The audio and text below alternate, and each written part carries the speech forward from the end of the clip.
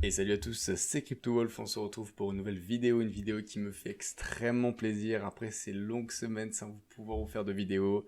Donc juste avant que la vidéo commence, je vais juste rapidement expliquer pour toutes les personnes qui m'ont demandé en commentaire, et d'ailleurs un grand merci à vous pour le soutien que vous m'apportez, ça fait super plaisir, donc vraiment un grand merci.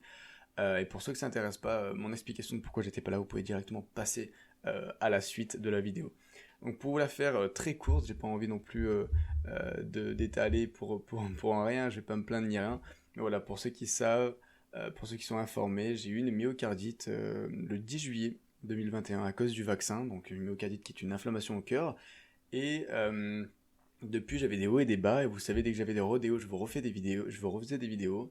Mais ce qui s'est passé après, c'est que j'ai dû déménager pour raison personnelle, et ça m'a énormément fatigué. Et en fait, la fatigue de la myocardite, qui est déjà énorme, combinée avec cette fatigue de déménagement, m'a complètement couché au lit. Et j'ai mis plusieurs semaines à me rétablir, et c'est pour ça que depuis, je voulais juste complètement me reposer. J'étais retourné à l'hôpital parce que je pensais avoir une complication, mais il s'avère que voilà, tout va bien, mon cœur est vraiment en train de se reposer, de se régénérer. Mais voilà, j'ai eu une période d'énorme fatigue et là, je suis depuis une semaine complètement reposé, enfin complètement, c'est assez facile de dire ça, mais on va dire je vais beaucoup mieux, je peux reprendre un petit peu une vie normale à marcher, etc.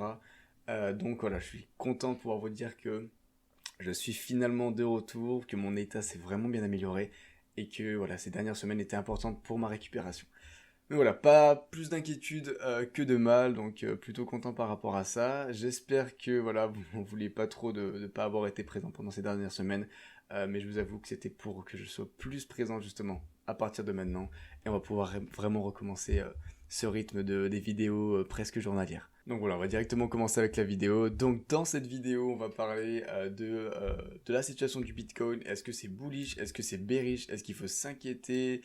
Quels sont les points clés, parce qu'en effet on est en train de former quelque chose qui pourrait ressembler à ce que j'avais pu vous parler dans ma dernière vidéo également. C'était une situation qui était également probable, elle l'est toujours, mais attention, il ne faut pas non plus directement penser à fond que c'est bearish. Oui, ça augmente les probabilités que ce soit bearish, mais on a encore des zones très importantes à regarder parce que en soi cette accumulation également peut être vue comme très healthy pour justement, donc très bonne pour la santé du Bitcoin et notamment pour la fin du bull run. Donc on va y revenir parce qu'il y a les deux situations à analyser. Vous le savez, on ne peut pas analyser la crypto-monnaie seulement d'un point de vue. Euh, les personnes qui vont dire que à 100% ça va arriver, c'est complètement faux, s'il vous plaît, faites attention à ça. Mais voilà, vous allez voir qu'il y a quand même des informations importantes à analyser pour pouvoir gérer au mieux ses émotions. On va également parler rapidement de Cardano, notamment du smart contract qui justement devrait se lancer, comme j'avais pu parler dans une vidéo, le 12 septembre. Et on va parler un petit peu de son évolution depuis, pourquoi on a touché les 3 dollars, et également est-ce que c'est inquiétant de voir justement une grosse chute jusqu'à l'ancien all-time high.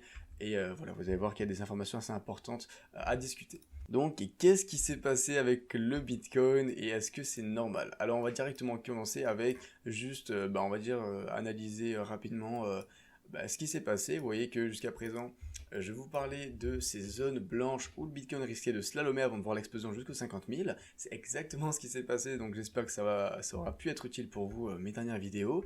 Et j'avais également fait un point où c'était important de le préciser, c'était que tant qu'on n'arrivait pas à casser mais à rester au-dessus de 50 000, pour moi, il y avait encore de fortes probabilités qu'on vienne rechuter pour pouvoir réaccumuler entre ces 42 000 et 50 000.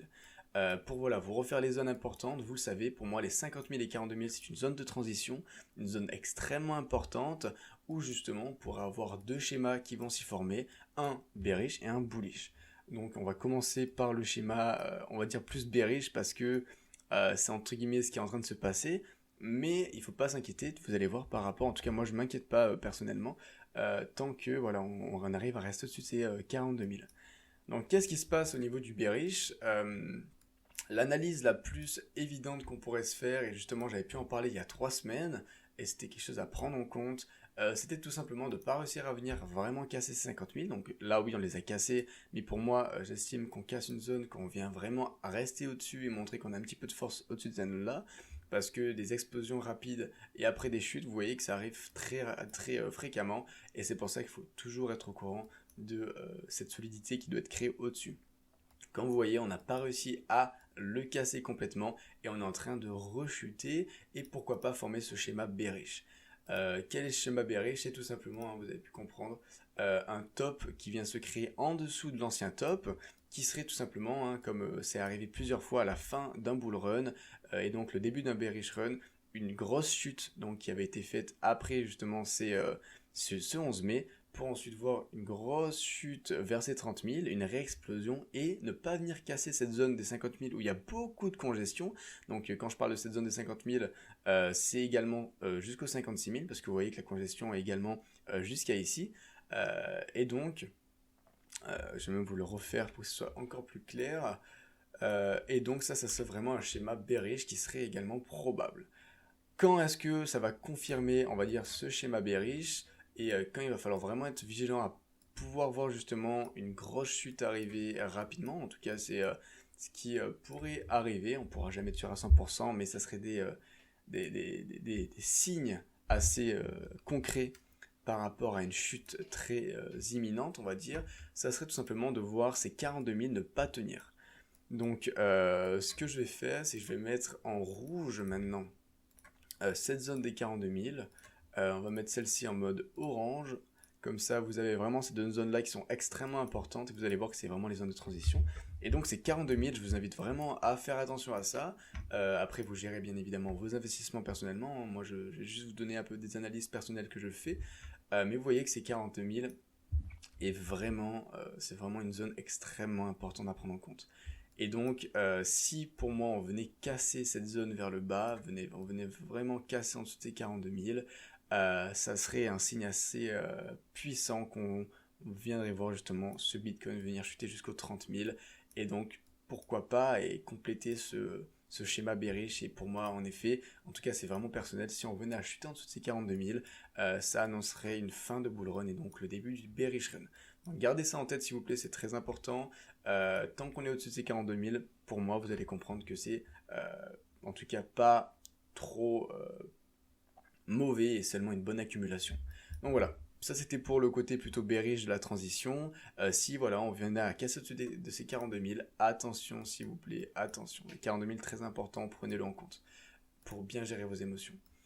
Ensuite, maintenant, du coup, qu'est-ce qui se passe plutôt vers le côté positif? Et là où je vois encore ce bull run avoir encore une possibilité bullish, c'est tout simplement qu'on vienne justement voir cette accumulation se passer et c'est pas du tout négatif. Pourquoi?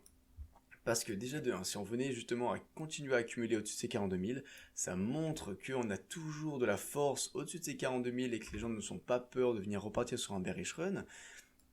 Et c'est pas tout, c'est que tout simplement, cette accumulation va faire que le RSI, vous voyez qu'il est venu un petit peu cool off, ça permet avant de voir une continuité du bull run, et on va revenir justement sur cette image-là par rapport à une explosion qui pourrait arriver si on venait à casser vers le haut. Vous voyez que c'est très positif qu'on vienne justement accumuler et créer de la force au-dessus de ces 42 000 qui, je rappelle, n'avaient jusqu'à présent pas beaucoup de solidité, il était très fragile. Donc pour l'instant, moi ça ne m'inquiète pas, dans tous les cas, j'avais fait dans ma dernière vidéo, j'expliquais que la possibilité qu'on vienne à peine toucher les 50 000 et ensuite venir continuer à accumuler entre ces 42 000 et 50 000 était très probable. C'est en tout cas ce qui pour l'instant est en train de se passer, mais on est toujours dans cette phase de transition, donc voilà. Pour l'instant, les 42 000 vers le bas, c'est une zone où il faut faire attention, mais tant qu'on est dans cette zone d'accumulation, pour moi, c'est très positif. Par rapport au côté bullish, qu'est-ce qui seraient les signes, on va dire les points clés pour voir un Bitcoin extrêmement bullish et voir justement des résultats et en tout cas la continuité du bull run pour enfin venir chercher, pourquoi pas, ces 80 000 minimum. Pour moi, vous le savez, c'est toujours la même chose, c'est tout simplement de passer déjà ces 50 000, de venir vraiment les passer, pas seulement venir le frôler. C'est vraiment de pouvoir avoir cette solidité au-dessus et ensuite passer ces 50 000, 56 000. Donc là, vraiment une zone très importante également. Vous voyez qu'il y a énormément de congestion vers cette zone ici. Par contre, dès qu'on va venir casser ces 56 000 et enfin se rapprocher des anciens all-time high, là, c'est extrêmement bullish parce qu'on viendrait peut-être justement casser ce schéma-là hein, que j'avais pu expliquer, qui est très fréquent à la fin d'un bull run. Donc ça serait déjà très positif qu'on vienne passer ces 56 000.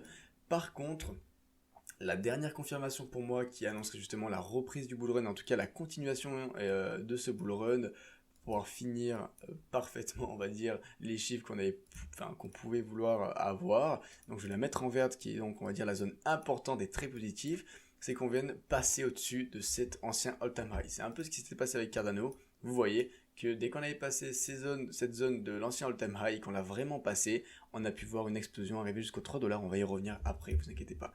Mais voilà, donc par rapport à ce qui est bullish, on va attendre cette confirmation des 50 000, des 56 000. Et dès qu'on aura passé ça, déjà ça sera très positif. Par contre, il faudra toujours être vigilant à ce qu'on vienne justement finaliser la dernière confirmation qui est cet ancien all-time high. Jusqu'à là, il faudra toujours rester vigilant. C'est des zones où oui, c'est compliqué parce qu'il faut toujours être vigilant, mais c'est normal, c'est comme ça que ça se passe. Et vous voyez que oui, il y a un schéma qui est comme ça, qui pourrait être très envisageable pour tout ce qui est bearish. Par contre, il ne faut pas oublier qu'il y a aussi le double top, d'accord, qui pourrait peut-être annoncer, voilà également, qu'on vienne former une deuxième fois l'ancien all-time high pour le toucher, pour ensuite venir chuter. Donc il y a ces deux possibilités-là qui, juste tant qu'on ne passe pas ces 65 000, on n'est toujours pas à l'abri que on vienne voir justement la fin du bull run sans venir continuer et aller plus haut que l'ancien all-time high. Et pour le long terme, c'est important quand même de venir faire ce point positif, c'est que voilà, même si on venait arriver sur un bearish run, vous le savez très bien, sur le long terme, le Bitcoin, en tout cas pour moi, va largement casser ces 100 000. Donc si ces 100 000 ne seront pas cassés sur ce bull run-là, excusez-moi, il sera largement cassé dans les prochains bull runs. Et à long terme, le Bitcoin est tout simplement une évolution complètement croissante. Et pour finir avec Cardano, c'est vraiment important qu'on y revienne parce qu'on est le 12 septembre. Et vous savez qu'est-ce qu'il y a le 12 septembre, j'en avais parlé donc le 14 août. C'était l'annoncement que le smart contract allait être lancé justement ce 12 septembre-là. Et j'ai pu justement comprendre que c'était pas seulement le 12 septembre maintenant, mais voilà, ce serait vers les 23h, donc les 21h UTC, c'est vers les 23h, on va dire en Europe, 23h40. Si je me trompe pas, mais en tout cas, ça devrait arriver aujourd'hui.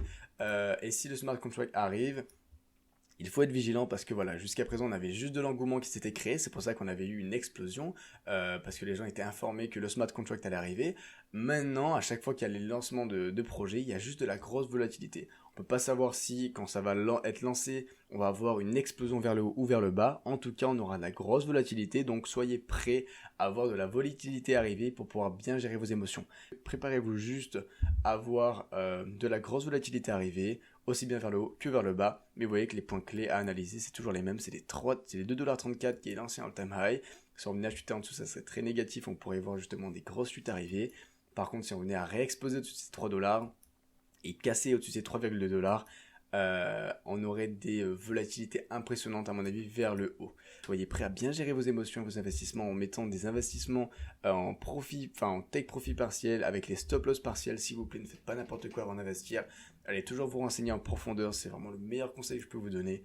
Mais voilà, c'était vraiment tout ce que je voulais vous dire pour cette vidéo. J'espère qu'elle n'a pas été trop longue, elle a été un petit peu longue, mais ça me fait vraiment plaisir de pouvoir vous reparler et vous donner toutes ces informations-là.